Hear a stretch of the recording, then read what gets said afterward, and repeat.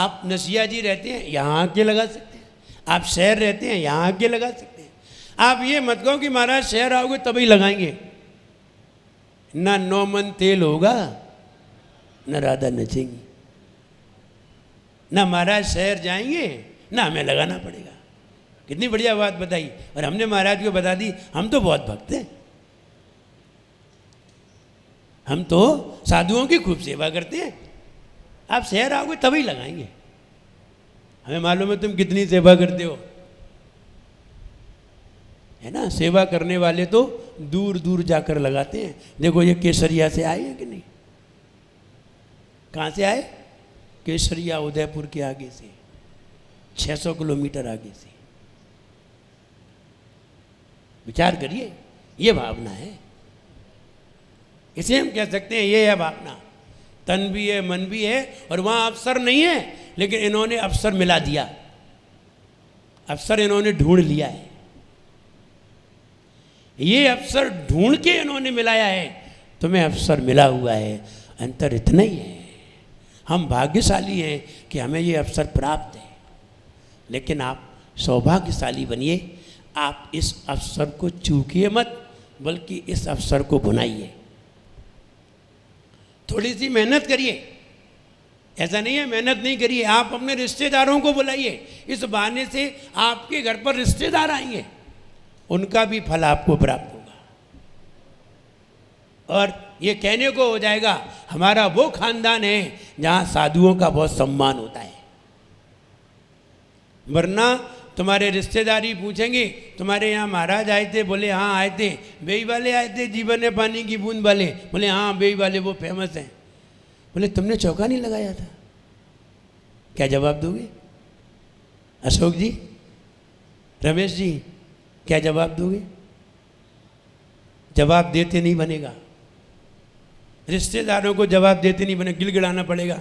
क्या करें, वो हम बीमार थे, वो हम ऐसे थे, वो हमारे यहाँ कोई करने वाला नहीं था। गिड़गिड़ा रहे हो। और वो तुमसे कहता तुम्हारे यहाँ हाँ हमने चौका लगाया था, हमारे यहाँ हार हुए थे। बड़े इस गौरव से कहेंगे। अपने आप को गौरवान्वित बनाइए, अपने आप को सम्मानित बनाइए, अपने आप को योग्य बनाइए, पुरुषार्थ करिए। अपने आप को समाज में, शहर में, साधु के सामने अपने आप को इज्जतदार बनाइए। एक सूक्ति लिखी थी, इज्जत वही देता है जो इज्जतदार होता है। इज्जत वही देता है जो इज्जतदार होता है। वहां बाहर कोई कोटेशन लिखा है, इज्जत वही देता है जो इज्जतदार होता है। लोग वही देते हैं, लोग वो वही देता है जिसके पास जो होता है। इज्जत वही देता है जो इज्जतदार होता है, देता वही है जो जिसके पास होता है। तो हम इज्जतदार बने, हम समझदार बने। हम अवसर को, अगर अवसर हमें मिला है, देखिए अगर आप नज़दीक हैं 1 किलोमीटर के, तो आप अवसर का प्रयोग करिए। आप 2 किलोमीटर 3 किलोमीटर पे हैं, आप नज़दीक आ जाइए। कैसे आ जाए? क्या मकान को सरका लाएं? बहाने ना बनाओ। मकान नहीं सरका सकते, तुम तो सरक सकते हो। और मकान जो सरक नहीं सकता है उसकी बात करते हो, और जो सरक करके आ सकता है उसकी बात नहीं करते। ये तो मायाचारी हो गई, होशियारी। और उसे होशियारी दिखा रहे हो जो तुम्हें होशियारी सिखाता है। तो वो मकान तो यहाँ आ नहीं सकता है, तुम तो आ सकते हो। जो आ सकता है, जो हो सकता है वो करिए। जो नहीं हो सकता है वो ना तुम कर सकते हो ना हम कर सकते हैं, और जो हो सकता है वो हम भी कर सकते हैं और तुम भी कर सकते हो। हम ये कहना चाहते हैं, रक्षाबंधन के दिन आप लोग अपना मन बनाइए, और मैं चाहता हूँ सबका मन बने। और हम तो ये चाहते हैं जितने भी प्रवचन में आते हैं, बाहर हैं, सब मिल करके हार दें। हम इतनी हिम्मत रखते हैं कि सबसे एक एक गिलास हार ले लेंगे। हम इतनी भी हिम्मत रखते हैं। बताओ, इतने सारे लोग हार देंगे तो हम एक एक गिलास कैसे ले सकते हैं? महाराज का तो 32 गिलास का ही नियम होता है। ध्यान रहे, हम ऐसी चीज लेंगे कि सब लोग दे लेंगे और हम फिर भी आराम से होंगे। हम पॉपकॉर्न लेंगे, हम सबसे एक एक पॉपकॉर्न लेंगे, सबसे ले लेंगे और फिर भी तो ये तो हम जाने कि हम क्या लेंगे। लेकिन आप तो अपना मन बनाइए कि हमें रक्षाबंधन त्योहार रक्षाबंधन के तरीके से मनाना है। ये नहीं बेड़ा गालिए राखी बंधवाली रक्षाबंधन हो गया, नहीं नहीं, ये रक्षाबंधन था ही नहीं। रक्षाबंधन तो ये था कि पहले साधुओं का आहार हो, फिर जिनके यहाँ आहार हुए हैं उनके हाथ में राखी बांधने जाएं, ये रक्षाबंधन था। तो हम आपसे ये कहना चाहते हैं, आप लोग मन बनाएं और यहाँ के जितने भी 1 किलोमीटर के एरिया में लोग आ रहे हैं, हमारी चातुर्मास समिति है, मंदिर समिति है, समाज के अध्यक्ष आदि हैं, ये सब मिल करके प्रयास करें तो रक्षाबंधन त्यौहार बड़े अच्छे से मनेगा। और ये वाला मैसेज जब चारों तरफ जाएगा तो सब लोग तुम्हारी प्रशंसा करेंगे। और हम सब लोग चाहते हैं, हम इसलिए चाहते हैं, हम अभी अलवर में हैं, इसलिए हम चाहते हैं सारे लोग अलवर की प्रशंसा करें। हम हैं, यहाँ से चले जाएंगे तो हम भी ये ध्यान नहीं देंगे कि कोई प्रशंसा करे या ना करे। फिर तुम चाहोगे कि सारे लोग अलवर की प्रशंसा करें। अभी हम भी तुम्हारे साथ चाह रहे हैं कि अलवर की लोग प्रशंसा करें, और हम भी चाह रहे हैं तो हम भी तुम्हारे साथ हैं। और निश्चित है जैसा हम कहते जाएं और वैसा तुमने कर दिया तो अलवर की प्रशंसा नियम से होगी। बताओ होगी कि नहीं? विचार करो, होगी कि नहीं? सब लोग विचार करिए, प्रयास करिए। आसपास आपके ही मित्र हैं, आपके पहचान वाले हैं, उनको आप समाचार दीजिए और जैसे भी बने वैसे उन्हें बनाइए। वो कहें हमारे यहाँ कोई नहीं है, कहो हम आएंगे, हम आ जाए। और ध्यान रखिए।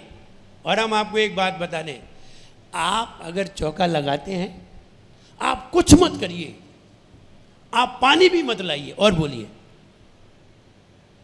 क्या बोल रहे हैं हम? पानी भी मत लाइए। और अगर आपके घर पे महाराज आ गए तो इतने लोग देने वाले आ जाएंगे कि तुम्हें पानी भी नहीं देने देंगे। इतने आ जाएंगे देने वाले, और इतना सामान लाएंगे कि तुम भी निपट जाओगे उसमें। अगर तुमने घर पे खाना भी नहीं बनाया होगा तो तुम भी उसमें निपट जाओगे। इसलिए हम साधु को खिलाते नहीं हैं, हम साधु की खाते हैं। साधु को खिलाते नहीं है, साधु की खाते हैं, साधु के आशीर्वाद से। इसलिए हम ये कहना चाहते हैं, मन बनाइए। अगर आपका मन अच्छा है, आपके मन में कोई कसाय नहीं है, आपके मन में कोई साधुओं के प्रति भेदभाव नहीं है, आपका मन धार्मिक है, आप प्रसन्न हैं और आप धर्म से युक्त हैं, तो निश्चित मानिए आपको मेरी बात बहुत अच्छी लगेगी। और आपके मन में अगर कोई बात है, कसाय है, टेंशन है, भेदभाव है, तो आपके मन को मेरी बात अच्छी नहीं। कहते हैं जब बुखार होता है, जब फीवर हो, 104 बुखार हो, तो बढ़िया मौसमी का रस भी कैसा लगता है? मौसमी का रस बढ़िया कैसा लगता है? क्यों लगा? बताओ, मौसमी का रस कड़वा था? नहीं, क्या कड़वा था? मुंह कड़वा था। अगर इतनी बढ़िया जिनवाणी की बात, साधुओं की बात आपको नहीं भाए तो क्या कड़वा है? वाणी कड़वी नहीं है, वाणी कड़वी नहीं है। हो मिठास गर वाणी में, प्रीति बड़े हर प्राणी में। हो मिठास गर वाणी में, प्रीति बड़े हर प्राणी में। यही कहा जिन वाणी में, यही कहा जिन वाणी में। फूल झरे गर वाणी में, अमृत घुले कहानी में वाणी व्यक्ति का हो, वाणी व्यक्ति का व्यक्तित्व बताए रे। जीवन है पानी की बूंद कब मिट जाए रे, ओ जीवन है पानी की बूंद कब मिट जाए रे। इसलिए इतनी मीठी भाषा में आपको समझाया जा रहा है। हो मिठास गर्वाणी में, प्रीति बढ़े हर प्राणी में। हमारे अंदर प्रेम हो, हम तो ये चाहते हैं हर घर पवित्र हो और हर घर साधु मंदिर बने, हर घर में साधु के चरण पड़े और हर घर मंदिर बने, पवित्र हो जाए। और जो घर पवित्र हो जाता है उस घर के कहने ही क्या है, आनंद ही आनंद है। जिस घर में साधु के हार हो जाते हैं, देखिए जरा उस घर वाले से पूछिए कि उस दिन उसे कैसा लगता है। वो अनुभव बताएगा आपको कि कैसा महसूस होता है, और उन्हें आनंद महसूस होगा, वो आज हम धन्य हो गए। आप बढ़िया से बढ़िया सामान बनाएं, धन्य नहीं होते। आपके यहाँ कोई भी आ जाएं, मुख्यमंत्री आ जाएं, प्रधानमंत्री आ जाएं, अथवा और कोई आ जाएं, आप धन्य नहीं होंगे। आप ये नहीं कहेंगे मैं धन्य हो गया। लेकिन अगर एक साधु तुम्हारे यहाँ चला जाए तो ये कहोगे कि मैं धन्य हो गया, आज मेरा जीवन धन्य हो गया, आज मेरा घर धन्य हो गया, आज मेरा घर पवित्र हो गया, आज घर ही नहीं मैं भी धन्य हो गया, ये कहोगे साधु के जाने पर। और तुम 100 रिश्तेदार बुला लो तो ये नहीं कहोगे कि मैं धन्य हो गया, ये नहीं कहोगे, बल्कि और ये कहोगे आज खर्चा बढ़ गया। लेकिन साधु के आने पर ये कहोगे आज मैं धन्य हो गया। कौन से रिश्तेदार आते हैं तो आप घर पर थाली बिछा करके बैठते हैं, आओ तुम्हारे चरण धुला लें, आओ तुम्हारी आरती उतार लें। नहीं, साधु आता है तो चरण धुला लेते हैं, साधु के चरण का जल घर पे छिड़क देते हैं, कहते हैं हमारे घर की बाधाएं दूर हो जाएंगी। जब उसके चरण का जल घर पे छिड़कने से घर की बाधाएं दूर हो जाएंगी, वो खुद ही पहुंच जाए घर पे, तो बाधाएं कहाँ रह जाएंगी। वादीप सिंह आचार्य ने ये बात कही, भगवान हमने सुना है आप जिस घर में जाते हैं, तीर्थंकर भगवान की स्तुति करते हुए लिखा है, आप जिस घर में जाते हैं उस घर में जाने के पहले ही आप घर को रत्नों से भर देते हैं। हमने ऐसा सुना है, आगम में ऐसा लिखा है, आप जिस घर में जाते हैं, जिसके शरीर में जाते हैं, पेट में जाते हैं, जिस माँ के गर्भ में जाते हैं, जिस घर में जाते हैं, उस घर को रत्नमयी बना देते हैं, चमचमा देते हैं उसका घर। और वादीप सिंह आचार्य को कोढ़ हो गया था, शरीर में कोढ़ था, तो उन्होंने स्तुति करते हुए, प्रशंसा करते हुए एक बात कही, भगवान मैंने सुना है आप जिस घर में जाते हैं उस घर में जाने के 6 महीने पहले आप घर को रत्नमयी बना देते हैं, चमचमा देते हैं। जब आप जाते हैं, जिस घर में जाने के पहले ही आप उसे रत्नमयी बना देते हैं, अरे हमने तो आपको अपने दिल में बिठा लिया है, फिर हमारा ये शरीर कोढ़ी कैसे रह सकता है। और जैसे ही उन्होंने ये कहा, उनका सारा कोढ़ जाता रहा, ठीक हो गया, चमचमा गया शरीर, तेज निकलने लगा शरीर से, चमक आने लगी, कामदेव जैसा सुंदर शरीर। ये पंचम काल की बात है, चौथे काल की बात नहीं है। कब की बात है? पंचम काल की बात है। वादीप सिंह आचार्य उन्होंने ये कहा, भगवान तुमने आने के पहले उसका महल जो है रत्नों का बना दिया, तो मेरा ये शरीर कोढ़ को, शरीर में कोढ़ देखकर आपको बेकार नहीं लग रहा है? और हमने तो आपको दिल में बिठाया है, तो जैसे ही ये बात कही तो शरीर का कोढ़ दूर हो गया और शरीर में से शरीर चमकने लगा। तो कहने का मतलब जिनके चरण का जल घर पे डालते हो तो घर तुम्हारा शुद्ध हो जाता है, और जिनके चरण ही आ जाए तो वो तो पवित्र हो गया। इसलिए आप अपने घर को पवित्र बनाइए। आपका घर शुद्ध है, आपने धोया है, बिल्कुल अच्छे पानी से धोया है, साफ किया है, कहीं भी गंदगी नहीं है, आपका घर शुद्ध है लेकिन पवित्र नहीं है। अब पवित्र करने के लिए कोई पवित्र आत्मा को ढूंढ करके ले जाइए। पवित्र करने के लिए कोई पवित्र आत्मा को ढूंढ करके ले जाइए। कहाँ है? कहाँ मिलेगी? कहाँ?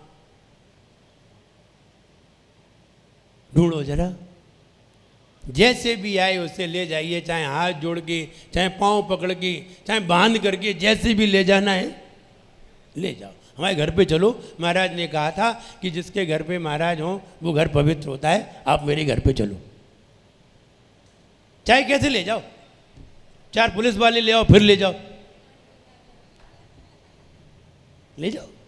आप अपने घर पे कैसे भी ले जाओ, ले तो जाओ। हम तो ये कह रहे हैं उनके चरण तुम्हारे घर पे पड़ जाना चाहिए, बस और कुछ नहीं कह रहे हैं। जैसे भी पड़े, साम दाम दंड भेद, जैसे भी तुम्हें ले जाना ले जाओ, लेकिन आप अपने घर पर ले जाने का प्रयास करिए। बस मेरा इतना ही कहना है। मूल बात यही है कि आप अपने घर को पवित्र बनाइए, जैसे भी बने मन को पवित्र बनाइए, घर को पवित्र बनाइए। मेरा आपके लिए खूब आशीर्वाद है। आपका घर भी पवित्र हो, आपका मन भी पवित्र हो, आपका पूरा परिवार पवित्र हो, ऐसी मेरी भावना है। जय बोले आदिनाथ।